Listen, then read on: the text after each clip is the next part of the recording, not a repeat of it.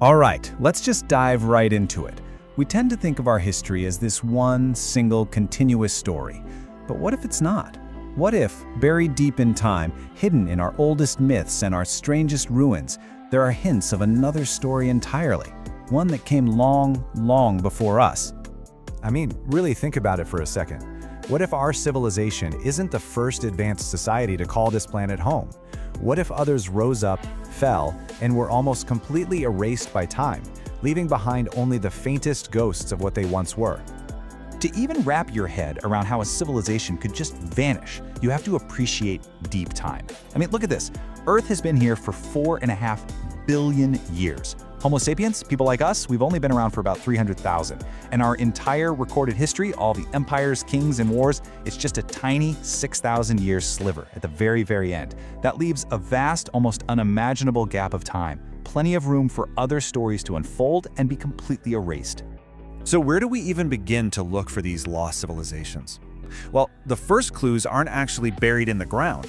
They're hidden in our oldest and most universal stories. This idea actually has a name, an antediluvian civilization. It's a fancy term that literally just means before the flood. It's this haunting possibility that a sophisticated world existed and was wiped clean by some kind of global cataclysm, leaving almost no trace behind.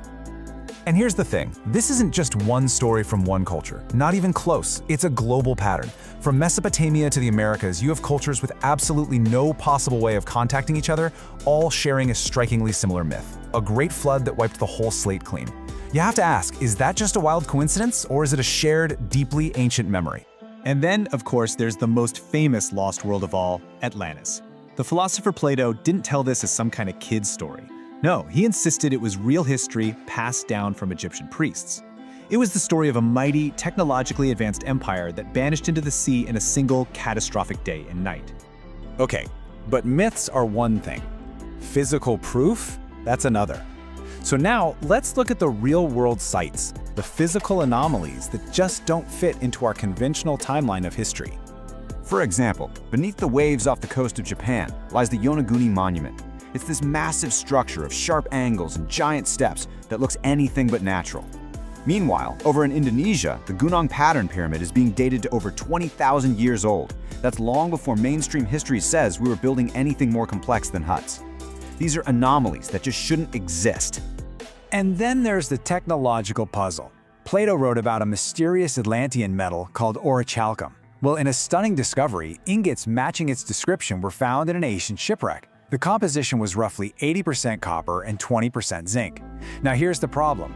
Creating that kind of alloy requires technology to isolate pure zinc, a process that supposedly wasn't even invented until the 18th century. So, where did this ancient metal come from? Okay, so if an advanced industrial civilization existed tens of thousands or even millions of years ago, where are all the ruins? Where are the plastic bottles and steel beams? Well, science has a fascinating and, honestly, a slightly terrifying answer. It's called the Silurian hypothesis. And this isn't some fringe idea. This is a serious thought experiment proposed by scientists at NASA. They asked a simple question. If an industrial civilization just like ours existed millions of years ago, what evidence would actually survive the immense pressure of geological time? The biggest takeaway here is that the absence of evidence is not evidence of absence. Our planet is incredibly efficient at erasing history. Our cities would turn to dust, our plastics would break down, and after 1 million years, almost every single direct trace of us would be gone. The only thing left would be indirect evidence, a subtle chemical fingerprint left in the rock. So what would this fingerprint even look like? Well, you might see strange spikes in carbon isotopes, just like our fossil fuel emissions. You might find microscopic plastic-like particles in sediment cores, and, most chillingly, you might find layers of radioactive ash, like the kind found in the ancient Indus Valley, which could only be created by incredibly high temperatures. And this is where the theory gets chillingly specific. Scientists have actually found these fingerprints. In Kazakhstan, there are uranium deposits in rock layers dated to 50 million years ago. Their isotope ratios are a perfect match for the fallout from modern nuclear tests. Let that sink in for a second. A nuclear signature, 50 million years before humans walked the Earth. How is that possible? You know, when the evidence becomes this strange, I'm talking ancient nuclear signatures, impossible metals, some researchers argue we need to think way outside the box. This is where the story takes a sharp turn, from a lost human civilization to an extraterrestrial one. The theory suggests these myths, ruins, and chemical traces aren't human at all, but the remnants of otherworldly visitors. Think about the myths again through this lens. Plato's Atlantis was an island city founded by the god Poseidon. The Aztec origin city, Aztlan, was also an island founded by a god. Both were said to possess advanced knowledge. Are these two separate stories from opposite sides of the world, or are they just distorted memories of the same advanced non-human colony? And this is the theory's core claim, that the anomalies in our history aren't evidence of a lost human chapter, but of a cosmic prelude.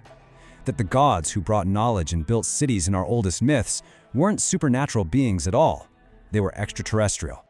So, after looking at all of this, the myths, the impossible ruins, the mind-bending science, we're left with a profound question that turns the mirror right back on ourselves. If Earth really does have a cycle of raising up and then wiping out advanced societies, what does that mean for our own? Are we simply the latest in a long forgotten line, destined to become nothing more than a chemical fingerprint for some future intelligence to find in the rock? It's a humbling thought, isn't it? That we might not be the pinnacle of Earth's history, but just one chapter in a much larger, stranger, and more ancient saga. Follow the clip brief for more breakdowns of viral conversation moments.